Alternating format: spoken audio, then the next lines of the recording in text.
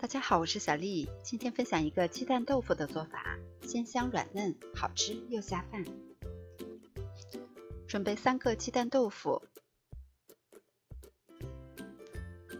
这是配菜，我准备了胡萝卜丁和一些青豆，另外还有葱花、蒜末和小米椒段。我们先从一头把鸡蛋豆腐的外皮切开，然后轻轻地取出来，动作一定要轻柔，不然的话非常容易碎。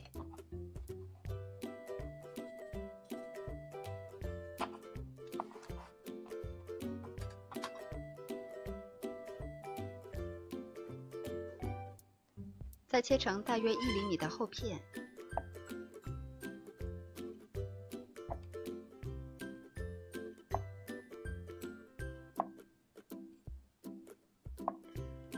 切好了以后，我们在上面均匀地拍上一层土豆淀粉，这样煎出来的口感会更好，而且鸡蛋豆腐不容易碎。锅中热油，下入拍好粉的鸡蛋豆腐煎一下。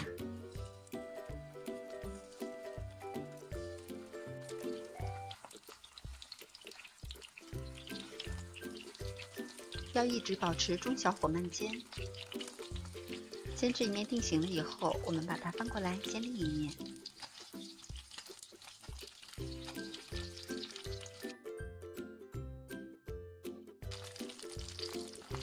因为淀粉是有一定粘性的，如果豆腐粘到一起的话，我们要轻轻地把它散开。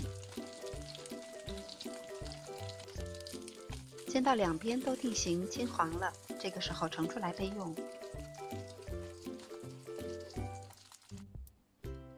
锅中热油，下入葱花、蒜末和小米椒段，小火炒香。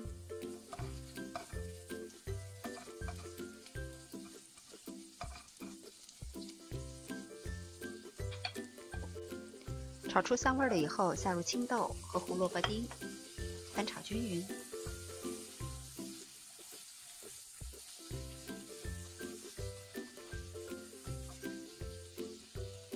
炒匀就可以，不需要炒的时间过长。然后调味儿，加入2勺生抽，半勺蚝油，1小勺的白糖提鲜，再加入适量的盐。我们把调料炒匀，这样可以激发香味儿。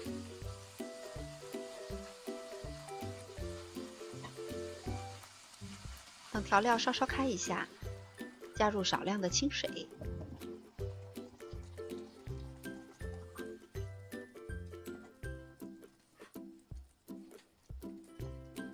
再下入鸡蛋豆腐。这个时候不需要翻动，只需要把它摊平就可以。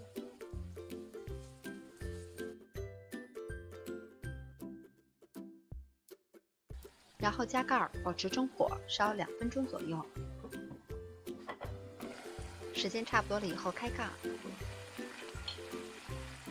再淋入少许的水淀粉。锅再次煮开以后，我们沿着锅底轻轻地推动均匀，看汤汁变得浓稠就可以关火出锅了。这样一道很简单的家常小炒就做好了。光颜色就很惊艳，口感是鲜香滑嫩的，喜欢的朋友也赶紧试一下吧。我是小丽，感谢您的收看，明天见。